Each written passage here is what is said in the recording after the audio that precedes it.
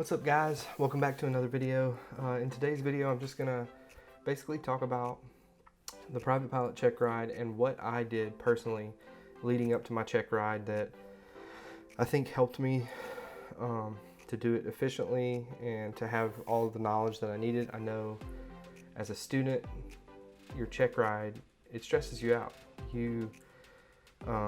Leading up to it, it's all you can think about. You're trying to study, but it's kind of nebulous. You don't really know what exactly he's going to ask you. So I want to give you just some of the things that I think helped me to prepare for it. And when the day of the check ride came, I really wasn't super nervous. I was just ready to get it over with. And so yeah, let's jump into it.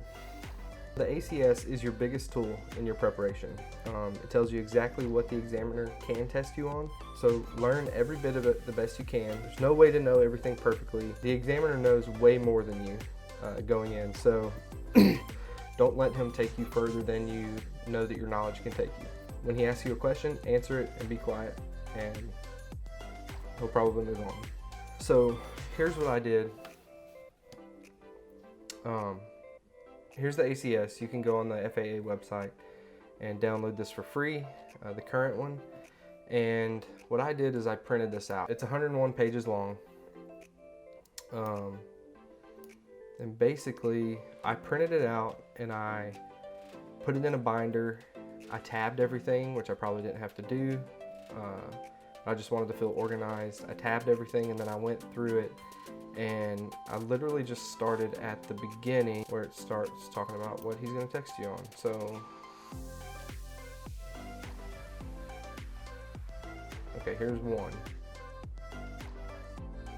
Pre-flight preparation. Pilot qualifications to determine that the applicant exhibits satisfactory knowledge, risk management, and skills associated with airmen and medical certificates, including privileges, limitations, currency, and operating as pilot in command as a private pilot. So, under this section, I would read through all of this, and here's your knowledge portion right here. So, the applicant demonstrates understanding of certification requirements, recent flight experience, record keeping, privileges and limitations, medical certificates. So basically, I would go through all of this, and I would find the answer to these. Most of these are going to be in your Federal Aviation Regulations. So I would go in the FAR-AIM and I would find the answer, and I would have like a sheet of paper on the other side of this or something, and I would write out the answer. And I tried to do that for everything, especially everything that I wasn't sure about. So I did my ground school through Sporties. I used that to take the written test, and after I got the written test out of the way and started preparing for the check ride, it was getting real. I knew that I couldn't rely on everything I had learned in Sporties to get me through my check ride, because it wasn't going to be a multiple choice test. It was going to be him asking me questions, and I either knew it or I didn't. So I knew that I was going to have to delve deeper into these subjects and gain some understanding and be able to explain them. So I knew about the ACS, but I didn't really understand that's exactly what he's going to test me on. I mean, those are his guidelines to test you as a private pilot. You have the answers right there. You have the things that he can test you on, and I think it's the best way that you can prepare for your test is go through the ACS. It's got everything in here that he's going to test you on. So that's the first thing. I would go through there. I had it in a complete separate binder. It was like its own binder. It just was the ACS binder, and I would go through it during my study time. I had tabbed it out, like I said. I would just go through it and read the definitions to things that I had, and I would try to explain things to my wife so that I felt like I feel like I can understand things better when I can tell someone about them or teach someone. So that's what I did for that. The second important thing that I did was I made a check ride binder. So this was basically, I've kind of torn it apart since my check ride was over. I kind of use this binder for something else now, but I have some of the things from that day in here. and the things that I don't have in here anymore, I'll try to talk about. But so basically, I made a Checkride binder. This helped me to be very organized and efficient. It helped me to not be so stressed out because I knew where to find everything. It helped me to feel very prepared, and I believe, you know, since the Checkride, I believe that looking prepared was half the battle. Like, he saw how prepared I was, and I feel like he didn't drill me as hard as he could have. In the end, I was way over prepared, but I would rather be over prepared than being there for like 4 or 5 hours getting hammered with questions that I didn't know the answers to.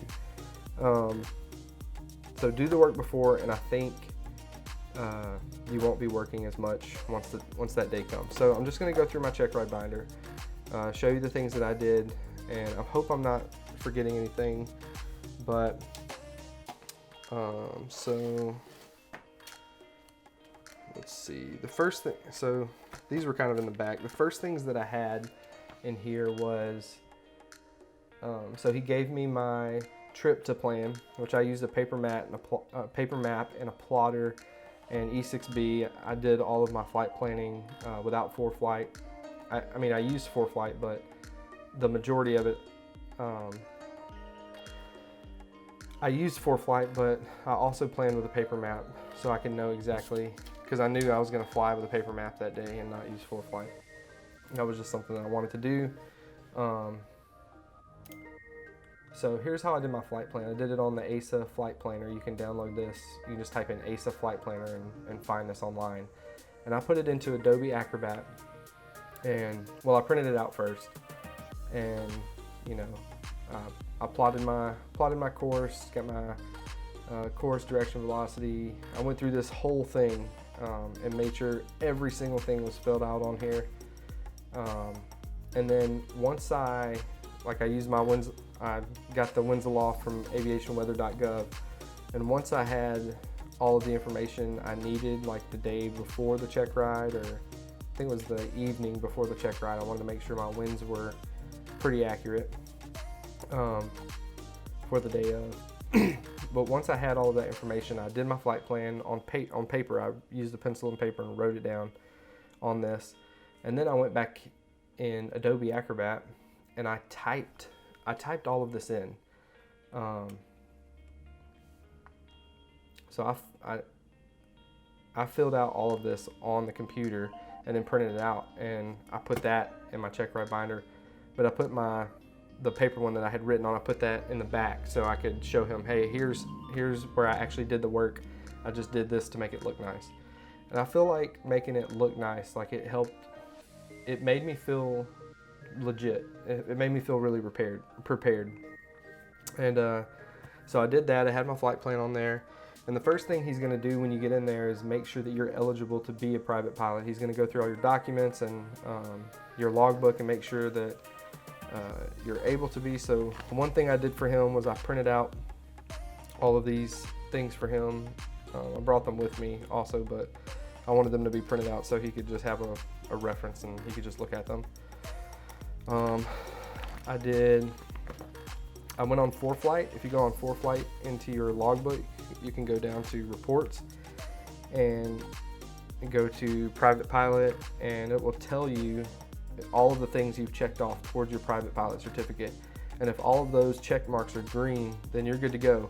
So I printed that out and showed him that, hey, I've kept all of my records from my paper logbook in my ForeFlight logbook, and these are the qualifications that I have reached. And he was cool with that. He looked at my logbook for like a second. He was like, oh, okay, sounds good.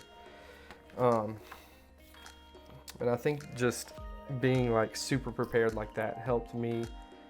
It helped him to see, this guy's not trying to waste my time. This guy is ready to get his private pilot certificate. Well, let's do it.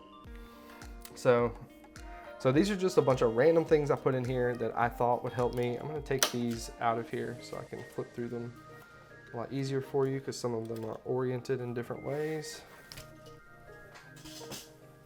So I wrote down all of the V speeds for my airplane, and I just, printed them out and made that look nice. this is a personal minimums checklist that I made for myself. It has my my stuff that I need to do, weather, aircraft external pressures, you know, the PAVE checklist basically. And then some random things that I might need down here. This is just a checklist that if he said, hey, what are your personal minimums? I could just be like, well, actually I have a checklist for that. Showed you that. Oh, another thing I had in here was my written, you have to bring your written test, the actual copy of your written test to the test, or to the check ride. So I had that printed out in here. I took everything from my POH and I enlarged it and printed it out, because if he asked me anything that I could find in my POH, I just wanted to have this giant one like, hey, how did you get your weight and balance? Well, I can show you. Actually, I don't think I have it anymore, but anyway. So I just had things from my POH, crosswind component graph. I had my diagrams from there. I had them printed out large so I could, if he asked me any questions about them, I could just show him, hey, this is my fuel system, my electrical system, these are how they work, blah, blah, blah. Airspeed correction and stalling speeds, my cruise performance information, landing data, basically everything that I could find in my POH, I enlarged it and printed it out. And I even went as far as to having diagrams for, like if he asked me how a carburetor works, well, I have this diagram right here. And I tried to, you know, I know how a carburetor works now, but at that time, I wanted to be prepared and to be able to be like, well, I have this diagram, this is how it works. And he never asked me any of this stuff. I was like, he didn't ask me 90% of the stuff that I had prepared for. But it was better, in my mind, to be prepared for those things. And if he asked me about it, I could tell him. I think that's the extent of my check ride binder. Something else that I did, which I think is very important. This was before anything else. I did this during my ground school, but I basically, I bought a FAR-AIM online, and if you go, so I tabbed it out. So I went to northstarvfr.com. I'll put the link in the description. I went to their website and bought the DIY tabs so I could tab this out myself. They make books already pre-tabbed that you can buy from them, which I did for my instrument check ride to prepare for that. But for my private pilot check ride, I wanted to solidify a lot of these regulations and know that I knew them. So I bought the DIY tabs, and I went through here and I tabbed every single one of these myself. I highlighted everything that I needed to know. And I felt super prepared. I didn't have to open this one time during my check ride, and I think that he saw that, hey, this guy's prepared. He has this FAR-AIM tabbed. It looks kind of worn, which it was worn because I actually did go through it a lot. So that was that, and I brought a couple other books. I brought the Pilot's Handbook of Aeronautical Knowledge with me to the check ride as well, and maybe the Airplane Flying Handbook, but this book right here, I mean, it has basically everything you need to know. So I tabbed a lot of the things that I might need to know in here. I took the tabs out since then, but I tabbed this book out as well and just had some quick references to things that I could go to. Like if he asked me about an airworthiness certificate or something like that, I could flip to that tab and be like, here's what an airworthiness certificate looks like, here's what it does, what it means. So those are pretty much the books I brought to my check ride, and I didn't have to pull out one book. Honestly, I was probably in there for like 45 minutes before he was like, well, let's go flying. And so now I'm just going to kind of go through what the actual flying portion looked like. Those are the things I did for my knowledge portion. Like I said earlier, I prepared really hard leading up to it. And like 2 or 3 days before, I stopped studying. I just kind of relaxed, exercised, did some things that would help me to clear my mind. And the day of the check ride, I felt so much clarity, and everything he asked me, almost everything he asked me, came to memory. There was a couple questions that he asked me that kind of stumped me, but you know, I just kept pushing through it. Here is, I wrote down exactly what I did for my flying portion. He told me exactly what we were going to do before we went flying. We kind of briefed on that. Once we got in the plane, the first thing we did was a soft field takeoff. We got on course. I used Pilot and Dead Reckoning to locate my position on a paper map. And that's something I want to stress is don't rely on ForeFlight too much, because if you do that during your training, once you get to your check ride, if he requires you to use a paper map, you're going to really have to know how to do that stuff. You're going to get lost. Something that I wasn't very prepared for. I just really didn't do this much in my training, if at all. You know, we focused on a lot of the maneuvers and stuff in training, and you know, landing, takeoffs, go-arounds, but we didn't really practice diversions that much. And right before we went out to the plane, he was like, okay, I just want you to be prepared for this. I'm gonna give you a diversion when we're in the air, and I want you to calculate distance, time to get there to your diversion, and fuel burn, how much fuel it's gonna take you to get there. And I probably went ghost white, because I was like, oh crap, yeah, I should know how to do that. And deep down, I knew how to do that, but I hadn't practiced it on the plane, so I knew I was going to be super nervous. When we got up there, and he was like, all right, here's your diversion airport. He gave me the airport. How far are we away from this? I figured that out. I told him how long is it going to take us to get there, how much fuel is it going to take us to get there, or how much fuel are we going to burn getting there. I told him that. We got through it, but it was rough, honestly. Once that was out of the way, everything else went pretty smoothly. We did some steep turns, slow flight, power off and power on stalls. After the check ride, that was the stalls were the one thing that he really gave me some criticism and feedback on. He just told me I needed to really focus on my rudder control, make sure I'm not, just make sure my rudders are, make sure I'm keeping that ball centered, basically. We did unusual attitudes with the foggles. We did an emergency, ground reference maneuvers.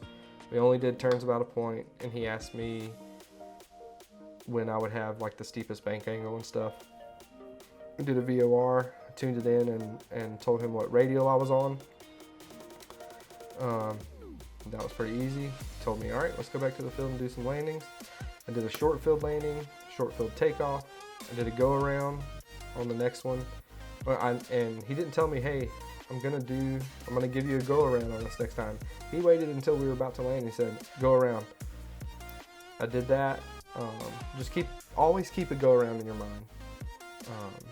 We need to do that as pilots anyway. Always be prepared to go around and be safe. And then we ended with a soft field landing. And then once we parked, he said, well, I have great news. You are a private pilot now. And the whole day was a blur. It was only a few hours, but it was one of the best feelings in the world. And I am confident that if you do some of these things that I did for my check ride, I'm confident that you will do well in yours. And I wish you all the best. So if you like this video, give me a thumbs up. Subscribe to this channel if you want to see more content. I'm hoping to make a lot more content like this, just helping future pilots. And yeah, hope you have a great day.